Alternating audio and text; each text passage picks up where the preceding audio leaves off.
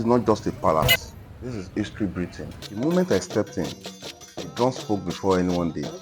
Shekere. Talking drums, rhythms that doesn't ask for permission, they pull you in. I didn't plan to dance, but when culture calls, your body answers. This is how reality welcomes you in Osogbo, not with noise, but with meaning.